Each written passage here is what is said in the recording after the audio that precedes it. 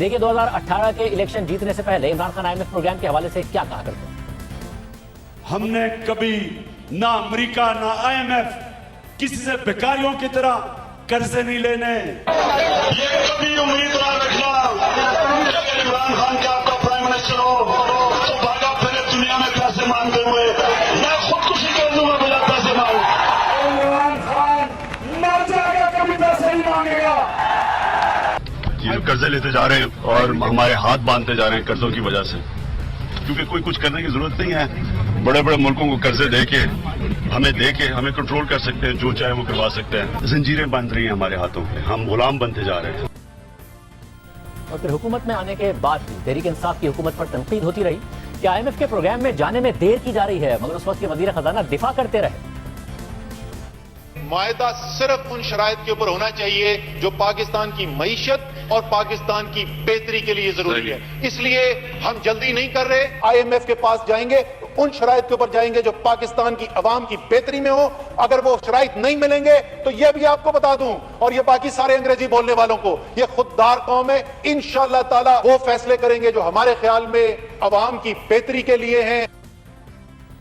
फिर इमरान खान ने असद उमर को वजीर खजाना के ओहदे से हटा दिया। पीपल्स पार्टी दौर के वजीर खजाना डॉक्टर रफीक शेख को वजीर खजाना लगा दिया, और फिर खुद साबिक वजीर आज़म इमरान खान ने माना कि IMF के प्रोग्राम में देर से जाना गलती थी। ये ठीक है तनकीद, हमें IMF के पास जल्दी जाना चाहिए था, ये बिल्कुल ठीक है। हमें तजर्बा भी नहीं था, मैं मानता हूँ ये वो ठीक है बात कि हमें ज़्यादा जल्दी जाना चाहिए था। मैं अगर पीछे देखता हूँ तो वो जो दौर था जबकि IMF में जाना है नहीं जाना, उससे हमें बड़ा नुकसान हुआ, और वो हमारा शुरू का दौर था।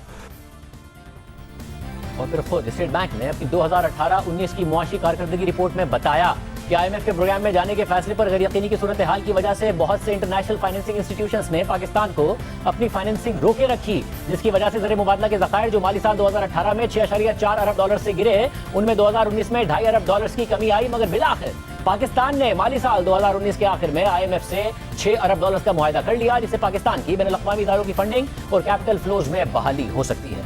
यानी क्योंकि मईशत के साथ सियासत होती रही थी तो देर भी की, और इससे पहले करेंसी भी गिराई, शरह सूद भी बढ़ाई, फिर IMF की शराइत भी मानी, और खुद शौकत तरीन ने फिर बताया कि सबसे मईशत की कमर तोड़ दी गई। सूद की अदायगियों में 1500 अरब रुपए सालाना का इजाफा कर दिया गया। और फिर हुकूमत जाने के बाद भी शौकत तरीन ने बताया कि जब तहरीक इंसाफ हुकूमत में आई तो उनके पास तो कोई प्लान ही नहीं था।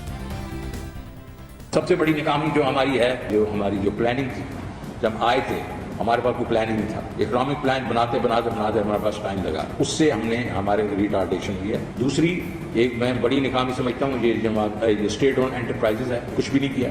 आपने जो इंटरेस्ट रेट बढ़ा दिए और आपने उसकी रीप्रोफाइलिंग जो की इतनी अग्रेसिवली, और वो भी IMF ने कहा आपको, तो आपने उनसे भी बढ़ के ज्यादा कर दी। उसने कुछ 15 से 1600 अरब रुपए का एडिशनल इंटरेस्ट आपके ऊपर बोझ डाल दिया एनुअली। उसने आपकी कमर तोड़ दी आपकी जो इंटरेस्ट रेट्स की, और वो अब आपको भुगतना पड़ेगा अगले 4, 5, 6 साल में। और अब आज तहरीक इंसाफ पेट्रोल की कीमत में इजाफे पर एतराज कर रही है। इमरान खान कह रहे हैं कि हमने IMF का डिक्टेशन नहीं लिया। IMF ने हमें भी कहा कि कीमतें बढ़ाओ, हमने IMF के सामने खड़े हुए, हमने कीमतें नहीं बढ़ाई, हमने रोका।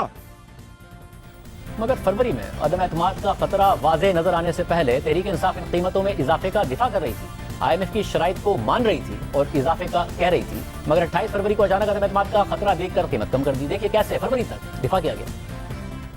इस वक्त हालात हैं उसमें जाहिर है कि इसके अलावा क्या चारा होगा कि आप पेट्रोल की कीमत जो है वो बढ़ाएंगे कि यूक्रेन के